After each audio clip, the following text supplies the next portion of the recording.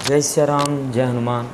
आज हम आप सबको बहुत बड़ा अचूक उपाय बता रहे हैं, जिस उपाय को करने से आप सबको काफ़ी लाभ की प्राप्ति होगी। और नाम तो आप लोग बहुत सुने होंगे, लेकिन इसका महत्व हो सकता है कि कुछ लोग जानते हों, कुछ लोग ना जानते हों। और सुंदरकांड में भी बताया गया है कि माँ जानकी जी को रावण ने लेकर के गया था तो अशोक वाटिका में रखा था, और रावण के नगर में सबसे ज़्यादा वृक्ष अगर रहा होगा तो अशोका का पेड़ ज़्यादा लगा हुआ था। इसलिए कहा जाता है कि अशोका का पेड़ जो होता है वहाँ पर माँ सीता जी का वास होता है, क्योंकि उस समय उन्होंने सुंदरकांड में कहा भी था कि हे अशोक, आज मेरे सारे शोक को तू दूर करके आज अपना नाम अशोका साबित कर ले। तब उसी समय हनुमान जी उनके जो दुख थे वो दूर किए थे। तो मैं आपको संक्षेप में बताया। तो आज हम अशोका के महत्व के बारे में जानते हैं कि अशोका का वृक्ष, जैसे गांव में आप हैं तो गांव में आप घर के सामने आपका जो मुख्य द्वार है उसके घर के सामने कम से कम 20-25 फीट दूरी या 10 फीट दूरी पर आप अशोका का वृक्ष लगाते हैं तो आपके घर में धन की वृद्धि बढ़ती ही रहेगी, घटेगी नहीं। और दूसरी बात हम ये बताएंगे कि आप अगर सुंदरकांड पाठ करते हैं तो हनुमान जी तो माँ जानकी जी को अशोका के वृक्ष के नीचे पाया था, मैंने दर्शन किए थे हनुमान जी महाराज जी।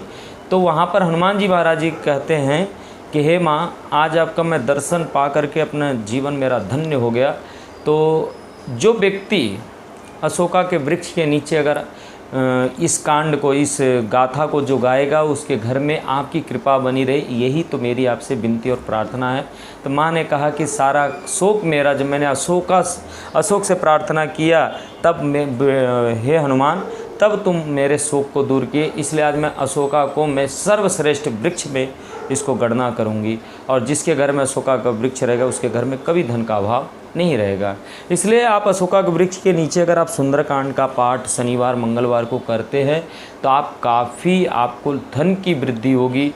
और जिस घर में छोटा अशोका का वृक्ष हो तो वहाँ पर वृक्ष रख करके 11 बार जल देना चाहिए। ओम वनस्पतये नमः, ओम वनस्पतये नमः, ओम वनस्पतये नमः 11 बार बोलते हुए जल आप गिरा दें और अशोका वृक्ष से प्रार्थना करें कि हे वृक्ष देवता, हमारे घर के जितने भी शोक है, सारे शोक दुख दरिद्र को दूर करके आप मुझ पर कृपा बना के रखें, ऐसा प्रार्थना करें। और वही वृक्ष को आप अपने घर में हैं तो अशोका वृक्ष का गमला अपने सामने रख करके आप सुंदरकांड का पाठ करें और हनुमान जी के सम्मुख रख करके, इससे आपको काफ़ी लाभ की प्राप्ति होगी।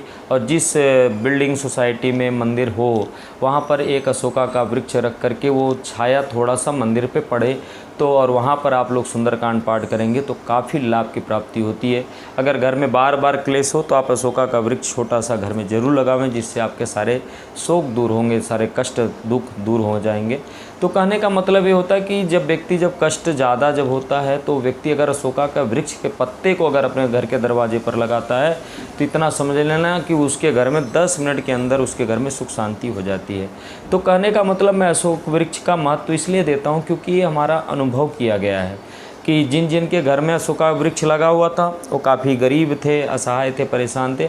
धीरे धीरे उस घर की स्थितियाँ हमने देखा, काफ़ी लोग वृद्धि किए, बहुत बड़े। जिस दिन अशोका का वृक्ष कटा उस दिन धीरे धीरे वो लोग का स्थिति काफ़ी ख़राब होती चली गई। तो हमने कई जगहों पर मैंने देखा, फिर इसको हमने शास्त्र में सुंदरकांड पढ़े तो उसका महत्व को हम समझ करके इसलिए अशोका वृक्ष को हम महत्व देते हैं। इसलिए मैं आप सबको यही बताना चाहूँगा कि अशोका वृक्ष का सामने और नीचे आप जितना सुंदरकांड का पाठ है सब कर रहे हैं तो आप सबको काफ़ी लाभ मिलेगा। अब मैं अपनी वाणी को विराम दूंगा। जय सिया राम, शुभ रात्रि।